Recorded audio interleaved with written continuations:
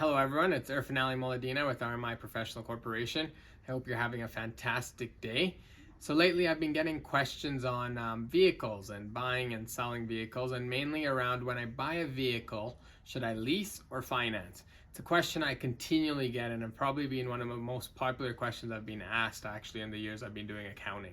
So what I wanted to do is touch on the tax treatment of both of those options, and then talk to you about some other options that you may have or things to consider before actually moving forward with leasing or financing. So the difference between the two from a taxation standpoint is when you finance a vehicle, CRA treats that as if your company owns the vehicle, which means we get to take on amortization or depreciation. For those of you not familiar with that, you can always check out one of our videos on that topic specifically.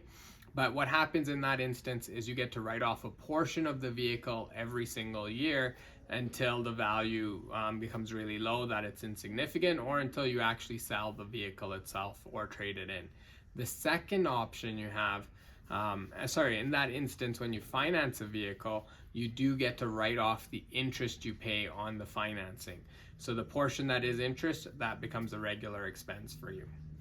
Now, when you go and actually do a lease, most leases are considered operating leases on a vehicle standpoint. And when they're an operating lease, what tends to happen is you actually get to write off the full value of the lease. So for example, you might lease a vehicle for $800 a month, so you get to write off the full $800 for that time period. If you do actually go ahead and purchase the vehicle at the end of the lease, then it goes back to the financing model, but only on the value that you're purchasing that vehicle from. So that's the biggest difference from a taxation standpoint between the two.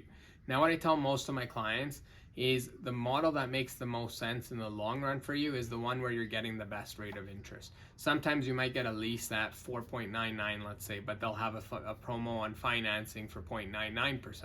In that instance, I typically lean towards going with the financing model because in the long run, your deduction will become pretty similar. Now, some other factors to consider is this a personal use vehicle or is it just purely a company vehicle? And why that makes a difference is personal use vehicles, whenever you do buy them through a corporation, you actually need to take a taxable benefit for the personal use portion of the vehicle. So a lot of times I recommend my clients, when it's a personal use vehicle, buy it personally, keep it personally, and you would have heard me before say, let's take a mileage allowance back as a deduction for the company for the amount of driving you're doing for the company. If it is a company vehicle, then of course you got to make that decision between purchasing, financing, or leasing. So there's always the different factors on that end.